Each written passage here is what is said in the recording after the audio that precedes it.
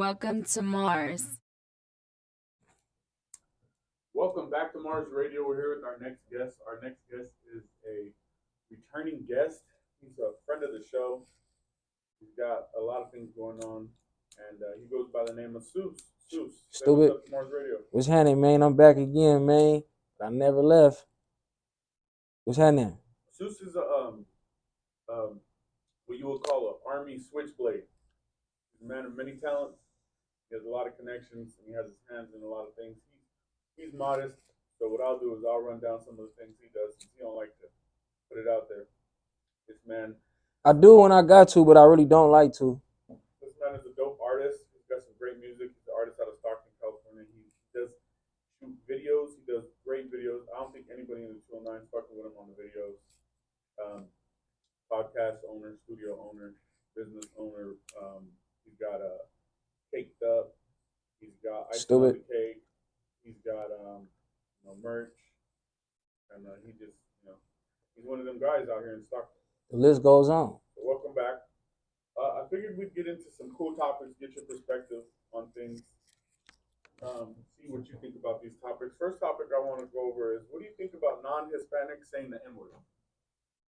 Non-Hispanic saying the N-word. Yeah. Me personally, I never tripped off no race saying the N-word. You feel me? Because it's really on. I don't like for it to be subjective towards how you saying it, and you know what I'm saying. All that. I never tripped off of it. You know what I'm saying? Like, long as you ain't using it like in a way to be disrespectful, I never tripped off of it. You know what I'm saying? But even when you put it like that, that's why, even like people like you tell me all the time, so I don't say that, because it's like a thin line. So I get it, you feel me? But me personally, I never tripped off other races saying N-word. Me personally, because I grew up around Mexicans and white boys in the hood or Asians, you feel me, where they were saying that they fucking with us, you feel me? It ain't, you know what I'm saying? So I know. Have you ever been somewhere and heard somebody saying and be like, man, it looks wrong and it sounds kind of wrong, you know what I mean? Like, I ain't gonna lie, it has been times where I heard it like, ooh, that sounds. But I never, it's not my responsibility to tell somebody they can't say it. You never speak on it? Never. So do your partners around you that aren't black say it? Yeah, I got Asians, I got white boys, I got Mexicans that say it ain't no issue to me. So you don't care what race it is, all of them, you put them all in the same group. If they're around the culture, they say it. Right. Okay with you. Right. Problem would be like the intention or the ER. Yeah, you for sure can't say the ER. That's out. That's out. We don't even say the ER. You feel me? You gonna be an ER, you say the ER. You feel me? What about a black person saying the ER? That's weird. That's weird. That's a problem too. Oh God, if you hear another black person saying the ER, that's ugly too. You liable to get punched on. What's an instance where you think that, not necessarily the ER, just the N word in general, where you heard a non-black saying it, where you'd have to speak up? Do you think you could ever see yourself in a position where you'd have to speak up?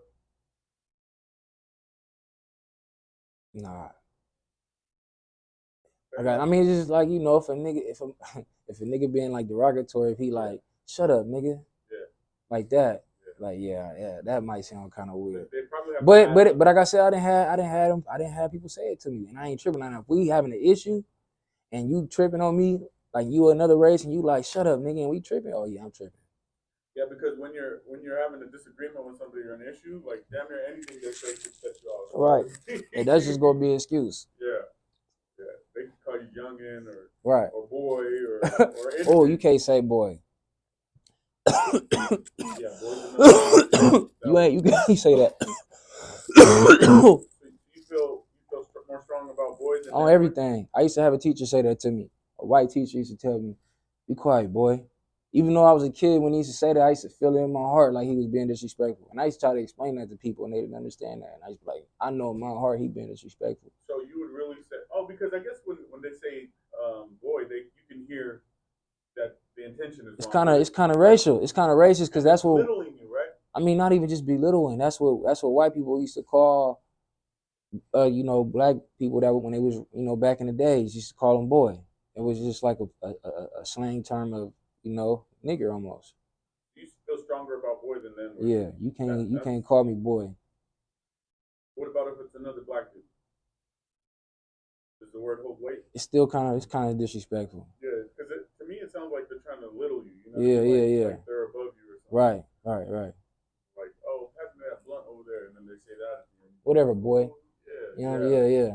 Yeah. And, you know, another thing that sticks out to me, when people throw the word little in their sentence, be like, oh, I see you going over there to do your little podcast. Yeah. I saw your little video. Yeah. Don't you think that's the way of them like sliding?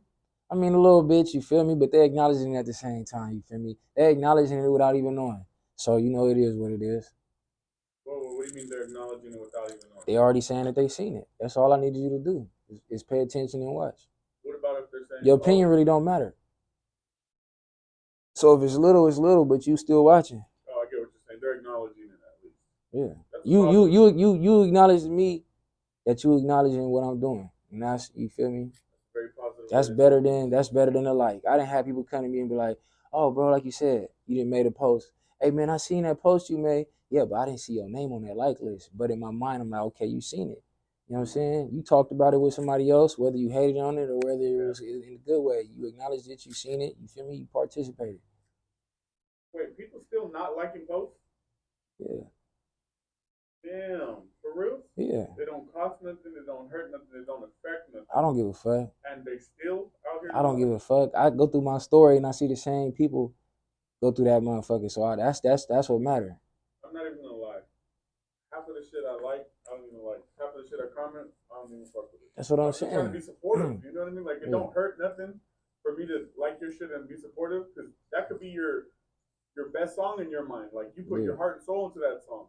Yeah. And just my little comment of, oh, that's what's up, or good shit, and a like, make their day. That shit don't even cost me nothing. So people are really just looking at shit and not liking it, and not on purpose. Just Yeah. That's what they doing. That's what they doing, man. Because they don't want to. They don't want to. Some people they'll pay attention to what you're doing, but like you said, they know how much that like. They know how much that like. Oh, okay. They know how much it hold weight. So they're holding it. They holding that from you. They want to keep that from you. You know what I'm saying? For real. What kind of life do you have to have if you wake up? Hey man, people do that, bruh. You know what I'm saying? If they not progressing, they don't want to see you. It's that easy. You feel me? Yeah, until they see other people, and then when they see other people liking, that's when they want to participate. I had somebody hit me with a message yesterday, like, "Hey, bro, I thought we were cool." I'm like, "We are cool." Like, man, how come you never repost my shit? I'm like, "Oh, my bad, bro. You want me to repost something? Like, send me your latest whatever. I'll repost it." I reposted it. "Oh, thank you, bro. I thought that it's not that serious, bro. It doesn't hurt me nothing to be supportive to you." You know what I mean? Right. But at the same time, you gotta really, nowadays you gotta really pay attention to what you support. You can either support what somebody doing, or you can support them as a person. It's two different ways to support people. You feel me? Right, but I mean as a platform for like Mars Radio. Right. You know what I mean? Right. Like I can't say that your song is not good, because there's people out there that like your song. Right. So I have to be, or what do you call it, objective? Open-minded. You know what I mean? I have to be aware that my taste might not be another supporter of the page. Right. You know what I mean? So there might be Mars Radio supporters that want to hear that kind of music. Right. So yeah, I'll repost it. And then now people are saying that shit was trash. Don't post that. That's different. You know what I mean? Cause I had a partner. You know, I used to cut hair like publicly, and I used to be like, I got clients, that's around other people that's famous or other people that's getting money. I used to be like, bro, why you don't share my haircuts and stuff like that? He was like, bro, I can't share your page and what you doing because you be posting haircuts, and then I go to your page the next day, you standing there holding a gun.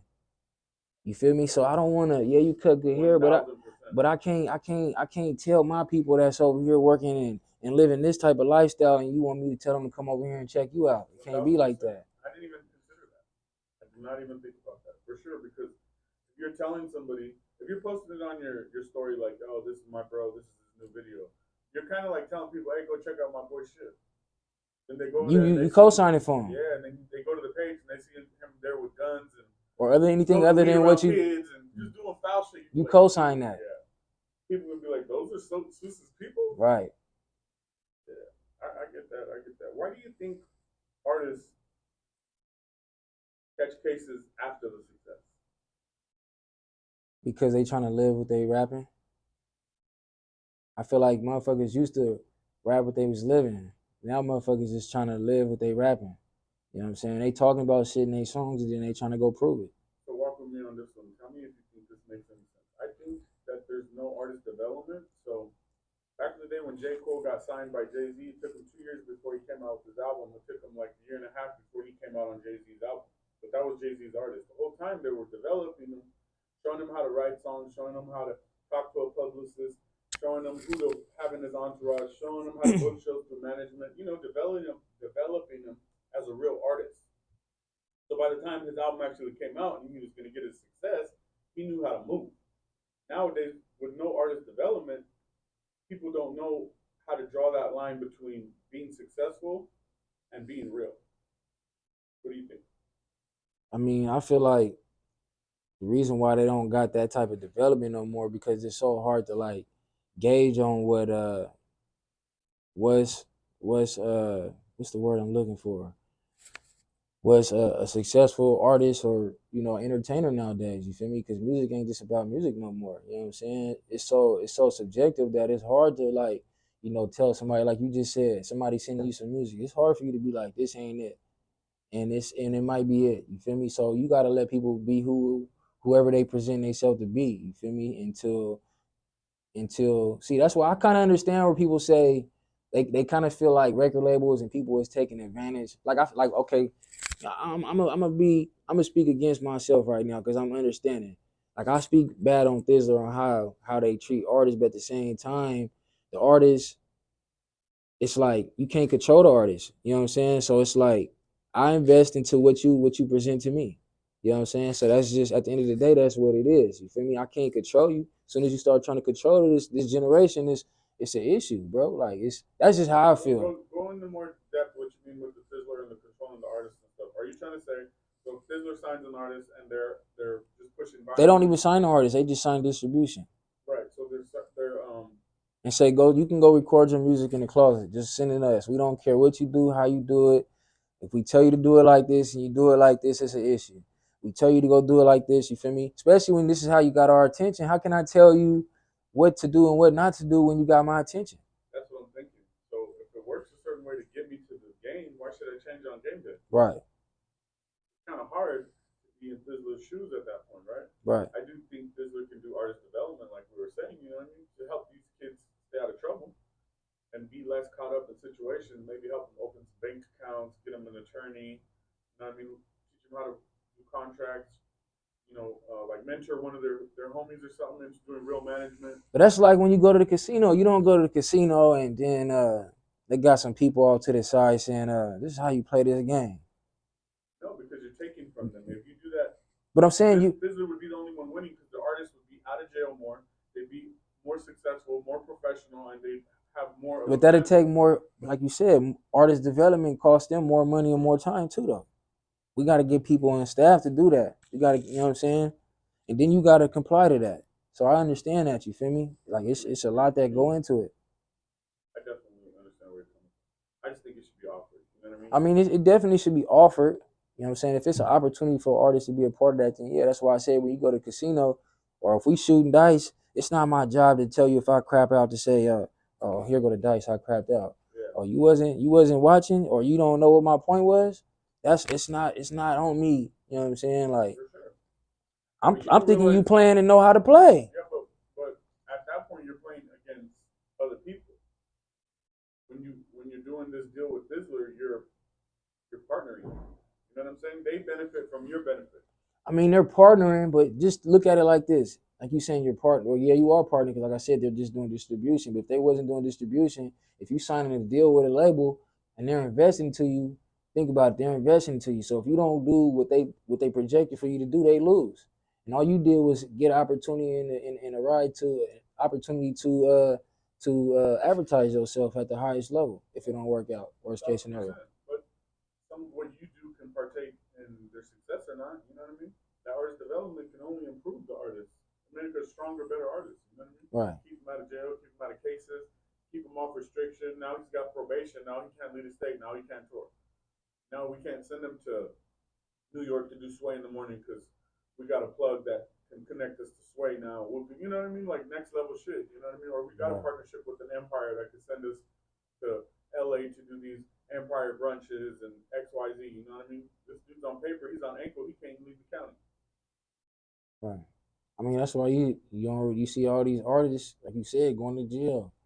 Hey, I mean, I don't care how much development you want to give them. They ain't trying to listen. I'm gonna keep it 100.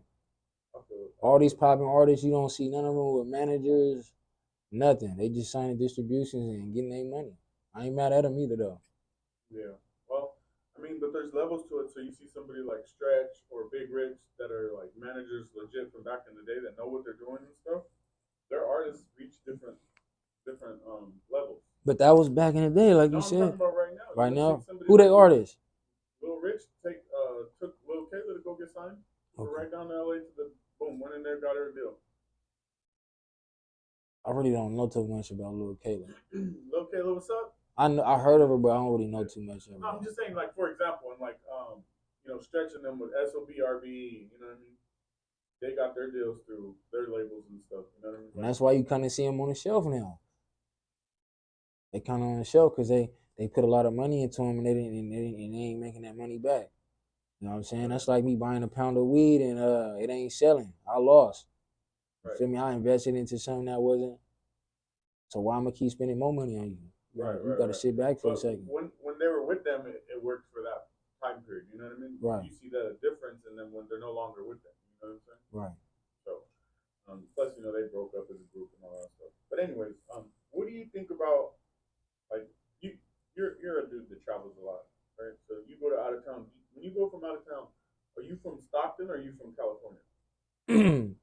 Shit, like 3 years ago, I was from California, from Northern California. Right. Now I'm from Stockton.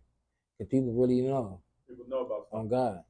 On God. I didn't even been out of state in Atlanta and other places and been like, I'm from the Bay, like because a lot of people know the Bay Area. They don't know Oakland. They don't know. A lot of people don't even really know the state capital, Sacramento. You feel me? A lot of people really don't know. They know LA though. One time I said I'm from the Bay. He's like, what part of the Bay? I said Stockton. He said that ain't the Bay Area. And I knew right there, okay, we doing something. I kind of had felt boozy, but I was just trying to narrow it down for him. Right. So Stockton on the map right now. I'm from Stockton, California. I always been from Stockton. If a nigga asked me though, for sure, I ain't not representing where I'm from. I'm just being a little bit more broader for when I'm talking to somebody. I remember like back in the day when I used to be out of town and I used to meet somebody from this area. I used to feel like hella proud. You said what happened? I used to feel hella proud. You know what I mean? Yeah. Like if somebody was like, "Oh, I'm from Modesto," I'd be like, "Oh shit, that's what's up, bro." Yeah. My mama. Yeah. But people know Stockton now. I swear to God, they know Stockton. But then that turned into, "Oh, you're from California." Okay, cool. You know what I mean? Like yeah. Instead of like more specific cities, it's like broader now and stuff. I just remember it. But like niggas really know Stockton. I don't give a fuck. I done been in Florida, Atlanta, Texas. I say I'm from Stockton. Is more known than Modesto. Yes, for sure. Stockton known, bro. Modesto used to be more known. Every time I say Stockton, though, I ain't gonna lie. They go, ooh. I was in Vegas. I was like, they like, ooh. Yeah. I was like, damn, it's really. You think it's really like that? They're like, yeah. And Nick and Nate Diaz. Yeah. Stockton on a lot. Yeah. Like a lot of people know the Stockton. For sure. Yeah, Stockton has a lot of things going on. Shout out to Stockton. Shout out Stockton, man. 209. Let me ask you this: what would your mom say if you brought home a girl that wasn't black? Not to just Sunday dinner, not that you would just bring any girl around, but like if you were like, this is the one right here. I'm about to marry her, or we about to have kids. I mean, hypothetically speaking. I know, cause I'm engaged already, right. So I don't think I never even dated outside of my race. No, I understand what you're saying. I'm trying to think. I'm trying to think about it. So if I had if I had it happen, then I'd be like, okay, it happened like this. But I never had it happen. I don't know. My mom ain't that kind of person to be like, it wouldn't even be awkward. It wouldn't be awkward? Hell no. What if she was if she wasn't black, but what if she was white? Like blonde hair, blue eyes. Walked her right through and you said, "This is the one, mom." Yeah, that'd be different. What would she say? She still wouldn't say nothing, but if it's she'll give me that look like, what kind of? No, what would the conversation be the next day after your girl ain't around no more? Like when it's just you and her, what would that conversation be like? I mean, I ain't gonna lie. Anytime you done there see a nigga with a white person, he done there pimping on her. You know what I'm saying? That's what you gonna think instantly. I'm not talking about pimping. I understand that. About you bringing her home to your mom, so your mom. My mama gonna think that. She gonna be like, "What you got going on?" No, she's really gonna think you're pimping. she gonna be like, "What you doing?" What if you're like, I'm gonna marry her? Like, she wouldn't have no issue with that. No, but what would the conversation be like? It probably wouldn't be no conversation. No? I'd be like, "What?" She'd be like, "What you doing?" Like, "What, mama?" And y'all would just know. I'm like, it just be like that, like, you know, just cheesing and smiling and shit. It wouldn't be no conversation really though. My mom ain't like that. What, do you have brothers and sisters? Yeah. What would they say? They think I'm pimping. For sure. For sure. Like I said, when you see a nigga with a white girl, he pimping. That's what's up. That's what's up. I just think that like parents will let you slide away with shit, but will still give you those looks like you had a conversation that you, even though you didn't have one. You know what I'm saying? Like if I did something like that, my mom would just look at me like, all right. Yeah. But she wouldn't say nothing. You know, she'd be supportive 1,000% and everything. Yeah. But I just think we have that relationship with our parents or whoever's that parent figure in our house where we look at them like we could low key have a conversation through our eyes. Like she could be like, and you could be like, that's what I say. I'm like, what, mama? You know what I'm saying? I'm like, you know what I'm saying? But you know, I'm the older sibling, so they ain't gonna say nothing to me. They ain't gonna say nothing. What would you do if one of your sisters came with the white dude to the house? Like my sister got a baby with a white boy. Yeah, and did you have a conversation with her? No. No. But in my head, I'd be like, what you doing? Like, how did that even happen? Yeah. That's how I really feel. Not saying it's an issue. I'm just like, how did y'all even, like, how did y'all conversation even start? You know what I'm saying? Like, that's kind of crazy. That's kind of crazy. What'd you think about Tupac's killer finally getting arrested and stuff? How do you feel about that? That nigga said, you said finally. Well, I mean, everybody says they knew forever. Not saying, I'm just fucking with you. I mean, I feel like this. You know, he talked himself into what he like. Seemed like he wanted that. You feel me? I didn't think that was a smart move either. You got away with it for 20 years, bro. Relax. Right. You feel me? I didn't actually been in prison and seen people come through the prison doors like that. 28 years later, like damn, nigga, what you doing? Like, I was just sitting on the couch watching TV. They got him. Nigga, and you and this motherfucker 28 years later for murder? Yeah. Like, nigga, what the fuck? People really be thinking they get away with shit. This nigga got on camera and talked about it. So you feel me? So, you know, hey, you got what you wanted, man. You wanted to be famous. Oh, you famous now? You famous for sure. They they're talking about him in the jail too. Like, you hella done. I think talking about it was very, very detrimental to him. But another fact that people really aren't saying is the fact that he moved back to Vegas. You know what I mean? Like where the investigation is from. You know what I mean? Like that's where the murder was. So the cops there. Me personally, I feel like he got something up his sleeve. Like he knows something we don't know. Oh, he definitely knows something we don't know. He knows something we don't know. It's not worth going to jail. For sure not. You know what I mean? But you know, he gonna be accessory. He gonna just be accessory. Oh, so you think he gonna shake life and shake the big? Yeah, he gonna just be well. I don't know because no, not necessarily because they got him on conspiracy. When you got somebody on conspiracy saying what you gonna do and you know you're gonna do it, that's a whole nother story. Now, if you say you gave somebody a gun and you was just in the car and you didn't know, but you knew what y'all was finna do and you gave it to him, so you just as guilty as a person as shooting. Unless there's somebody bigger that they're after, they can overlook that. You know, like 6ix9ine. That's what I'm saying. Else. If he tell on Diddy, if they can bring down Diddy, he can probably walk free. Yeah, you think he would tell on Diddy if he could?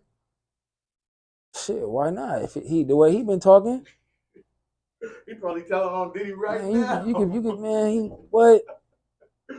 Keefe D's in a room right now telling him, and then Sean said this, and then the baby was crying. Man, he got on interviews already saying what his involvement was. Yeah, that he owes him money for the hit. Oh, he chicken. He like, nigga, you playing. Yeah. Come on, dude. It's ways around that. That ain't cool, dude. It's ways around that. You know how to get in touch with me. Yeah. Nah, Diddy didn't want no parts of your ass, nigga, because he knew. Hell no. You don't want to be associated with somebody talking like that. That's ugly. What you think Diddy should just cut him a check on the side? Ain't no way they make that happen. Ain't no way without Diddy too big for me to even get involved. Any type of transfer or anything, you feel me? It can't. I'm saying, like, let's say I work for Diddy and I'm low level or mid level, I can't just. Now I gotta trust everybody that I'm giving that's involved right there to keep their lips locked. No, hell yeah. Like you said, if I give you money, no, but I don't know. to give to the other, if I give you money. Let's say I work for Bad Boy, right? Right. And I have access to make any kind of minimal or mid-level decision. Without Diddy even knowing, I could low-key go and cut a check and get it to him. Not $1 million or nothing, but I could get him a check to shut him the fuck up.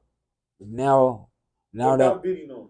Okay, without Diddy knowing. Yeah. So now when we got this situation, it's under investigation. They go pull your bank records and they ask you what you do with this money. That's what I'm saying. I'm not gonna cut it from the Bad Boy Entertainment bank account. You know what I'm saying? I'm gonna go on this. Well, Diddy ain't even gonna know about it. I would have tried to shut him up a long time. All right, so now when Keefe D get cracked and he said that you paid me 50 bands. He might not get cracking if I shut him up. That's what my point is. He was already talking too much already. When did he make? When was he? You're right. When was he supposed to make the payment? That shit was bound to happen. Yeah, there was a docu. Just like right now, if it's a way for them to go back and eat, because right now they saying that Diddy gave the money to Zip and Zip never gave the money to them niggas. If there's a way for them to go back and show a transaction of this amount of money that was supposedly supposed to be the money that was paid, now we're gonna ask you where did this amount of money go when it came out to your account? If we can go back to your account in '96. Or whenever dude saying, if you can't prove where this money went, we on your ass. They probably still had street money that they could use. You know what I mean? Like Diddy nowadays, he's got nothing but corporate money. But back then in '96, he probably had street money just sitting around. You know what I mean? Dirty money. That's true. You know what I mean? So they're not gonna trace that back because there's not a Western Union wire for $1 million to Zip. You know what I mean? That shit doesn't exist. But ain't nobody just walking around with $1 million in cash here. They had duffel bags, bro. $1 million? Duffel bags. $1 million is a lot of money back then, bro. I know. But they had it. I'm sure, you know. For sure they had it. On Instagram, you can find your favorite rapper with $1 million cash right now. Now that ain't shit. I mean, it's something, but it ain't nothing no more. $1 million is nothing bigger than a duffel bag full of money, bro. Yeah, but that was a lot of money then, though. No, yeah, for sure. But if you're paying somebody off $1 million to do something, you're gonna have that money. $1 million isn't too much for you. I mean, it's Puff Daddy, bro. Bro, this was Puff Daddy. It wasn't P Diddy. It was Puff Daddy. It was Diddy. It wasn't Love. It was Puff Daddy, and all the Benjamins. Yeah. But anyways, hey, rest in peace, Pac. Rest in peace, Pac, man. That's my favorite rapper. You think he's the dopest ever? He's my favorite rapper, but Lil Wayne is the dopest ever. Lil Wayne's doper than Pac? Yeah. Who do you think will win in the verses? Come on, man. Pac? Yeah, Pac will win the verses, but I think Lil Wayne the hardest rapper ever. But you think Pac will win in the verses just because all his songs are famous because he's dead? No, because he got good songs. Yeah. He got good songs. Damn near every song on this shit is like. Like I think Biggie. I even think Biggie was. I like Biggie. I think Biggie was tighter than Pac, but his. He had more talent. Yeah, that's what I think. But but Pac was my favorite rapper. Yeah, Pac's the greatest. Yeah. Let's leave it right there. Pac's the greatest. Rest in peace, Pac. Stupid. All right, it's Mars Radio. Suess. We out.